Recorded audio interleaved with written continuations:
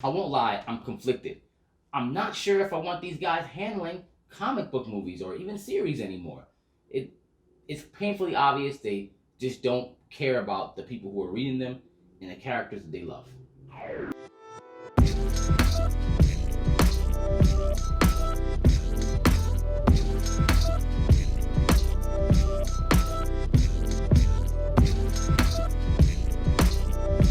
Hey, what's up, nerd fam? It's your boy Gashawn. I want to welcome you to Enter the Nerd. So, I wanted to just kind of have like a quick conversation about uh, really how I feel about comic book movies, series, adaptations, shows, whatever it is, about what's happening right now and the current state, and if I even want them to really continue. Because I'm a person, if you haven't already noticed, like I read all like the source material. I love comics, I love manga, all these types of cool stuff. And when the MCU and all these movies, even before that, I've always loved it. Whether it was the weird stuff like the whole Fantastic Four movies, which weren't very good. I mean, old Fantastic Four movies, right? At first, these movies weren't taken seriously at all, like at all. But then, the further you go, whether you go from like the Blades to the Ghost Riders that Fox had, the X-Men, the first few Spider-Man movies and all that, they progressively just got better and better in terms of quality and how much time that they were putting into it and how much of the comic they were actually putting in. I'm like, okay, that's pretty cool. And the MCU came and I'm thinking like, all right, this is it, because they're creating like whole phases and like they're thinking out their plans 10 years ahead. I'm going, this is really, really cool.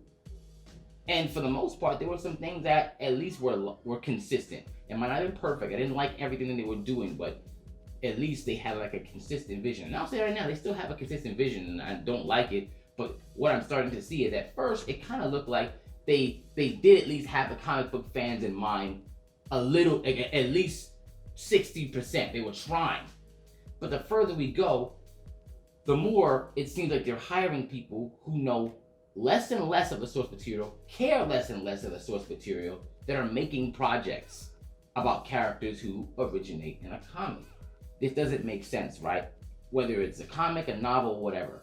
People love these characters. They've been reading about them, and it's not bad. Anyone who has read anything that's getting adapted or whatever, you go, hey, that's not how this person acted. What's going on with this? It's okay for you to feel that way because that's what you know. That's what you've read or what you've seen. Or do they look like this? Why is their costume? All those things are accurate because they are adapting from what you are familiar with.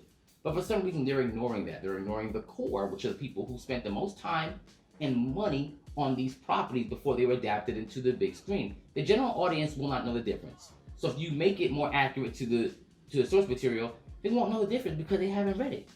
But you keep on ignoring the people who really, really want this to succeed, right?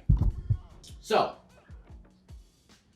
the way this is present, it's not just Marvel, by the way. Even though I'm right now focusing on Marvel because I'm just coming from watching the Loki show and seeing all these things, and Marvel is putting out the lion's share of comic book any adaptation right now.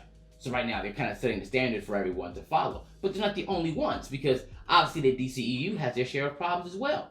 They do, because they have no consistent voice. They have no consistency when it comes to how things are coming out, what they're gonna do. And then we have things like Flashpoint coming out to reset the universe, but to replace it with what? What are they replacing it with? Oh, we're gonna focus on a multiverse, which means you're focusing on something that's already all over the place. Which, by the way, I have no problem if they were gonna do like one-offs, but that'll be a whole other video. I'll focus on DC later. I'll kind of stay with Marvel here just to keep on track. But there are key characters at Marvel, specifically in the MCU, they keep on messing with, and it's like Spider-Man and stuff like that. And for example, do I need everything to be a one-to-one example for comic books? No, I do not. But at the very least, get the character's core right and maybe add something. It's better than taking it away, because they keep on stripping these characters of things that make them who they are. And then either replacing them with something that's uncharacteristic that we can't recognize, or, leaning on a social issue because their skin might look a certain way, even if there's more to the character than that. They will literally make it all what the character is. And obviously, that's popular right now. But it's pretty demeaning, and it's obviously a little offensive, but a lot of people just don't know that because they don't know what these characters are really about. But let's just say you take Spider-Man, right? You leave him how he is. And then maybe in the MCU, you give him a villain that's not in the comic book. There's nothing wrong with that, as long as the universe still has Norman, still has a world where Otto can come, still has an Eddie Brock. All those things still exist in the universe. Maybe you created a brand new original villain that can challenge him in a way that you did not see in the comics. That's awesome, because then that gives the comic book guys and the casual fans something to experience together. Oh shoot, I don't know this guy. Oh, you don't know me? All right, this is really cool. And now they both have a brand new thing, and it can be very, very good. I'm good with that, as long as the character, like Peter, still got the Spidey sense. Uncle Ben is still going on there. Aunt May is still who she is. MJ is there, or maybe not. Gwen Stacy first, right? If you want to get very, very accurate. I know MJ is usually there later on, but Gwen Stacy, right? Captain Stacy, right? All those things, get those building blocks to them, but maybe somewhere in the middle, you can add some things that don't step on the toes of the other source material. Because I'm not gonna say every story in the comics is good. They're not. There are some stories that can really be forgotten. So it's not like fans want to see every single story, because if you ask me maybe the comic book, there's some things that could definitely go. But there are core stories. Pay attention. Do some research of what are the core stories that really make this character what they are. Then, if you're a director or writer, read those stories and figure out these are the plot points that I cannot ignore. These are the character traits that I cannot ignore when it comes to these type of characters.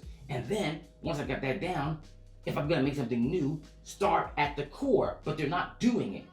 And then sometimes they're just being complete lazy. Like, and it's not even just, once again, it's not even just Marvel and DC. Then you got like, what was it, Universal that did Bloodshot, I think? If it's not, I'll have editor correct me. But look at Bloodshot. He didn't look anything like him. They were just like, how do we make Vin Diesel a superhero? But they didn't care about Bloodshot. That's another thing. These actors that are in the roles are taking more precedence than the role. You're playing a role. They forget that. But like, how do I inject myself into this role? Like, what would I do if I were Black Widow? But you're not. What would I do if I were this? But you're not. These are characters. And think about it, they have 30, 40, 50, sometimes even almost 100 years of character development. That means that's a writer's dream. All the work has been done for you. What are you doing? What are you doing, young man? And this is coming from a person who wants these movies and shows to succeed. And they can. They can be wildly successful. And they can be super creative. I'm not saying you can't create new things, but understand the new can't come at the expense of who the characters are. You can test them, you can make them go through things, but there are classic things about these characters that these fans love. There are classic things about like storylines that people read that people really like, so you can't just, take them out. Come on. And something that's really egregious is making people believe that certain characters just don't exist. There are a plethora of characters across the big two, indies, all that. And obviously right now, there's a big push for representation in any one of these companies. They're like, we have to make sure you're doing this. And if they were being genuine, they would actually give the original characters that actually are in all of these groups that feel they're not being represented a show and their own shine, rather than just gender swapping, race swapping, sexuality changing, because those things are lazy. And then they'll use those things and put it in the forefront of the story for some of them, and it comes out weak because a person isn't only their skin color. They're not only their sexuality, they're all the events that lead around them. And the fact that this is where a lot of these movies and stuff like that are going, it's sad. Not just because of the representation thing, because even if you take that out, they just don't understand. They don't understand these characters, and they don't care, and they're just so interested in making, this has to be mine. It has to be so avant-garde. It has to be, but they clearly just do not understand the characters. And they don't care about the people who spent all this time reading them. That is a problem. I'm hoping maybe somebody see this video, and maybe they will, maybe they won't, maybe they don't. If they do, they don't even care. And maybe they'll go like, we gotta change something, and obviously they won't do it, because who cares about me, right? A little small ass channel. But the whole point is, I think it's because they're doing so well and they're making so much money that people are saying this. And I get it. And I do want them to do well, because I do want to support the film industry, and there's a whole bunch of other people besides the actors who are making these films, and I support that. I just wish it didn't come at the expense of something that I grew up loving, that I grew up that I hope to pass on to my son. And I love sharing with people. I love talking to you guys about. I love talking to people in person about, because it's great. These superheroes are this is literary work, and they change with the times, and all that is great. It's art, but it should be respected. I think it should be respected, because imagine if Lord of the Rings, all those characters weren't. People would be up in arms, right? So it shouldn't be weird that I'm saying what I'm saying about this as well. Okay? Yeah. So I'm very weird. I have tons of favorite characters I would love to see. Nova, Blue Marvel, Night Thrasher, tons of X-Men, tons of people, even ones that are not in the big two, right? There's tons of heroes that I've mentioned in other videos that I would love to see. But if they are going to do this, if they're going to take what makes them who they are, or try to change it to fit a narrative that's good for social politics right now, I don't want them on here. I don't want them out. Even though I have no control of it, I don't even want to see it. Don't ruin it. Look at what's made them successful, and add more onto it.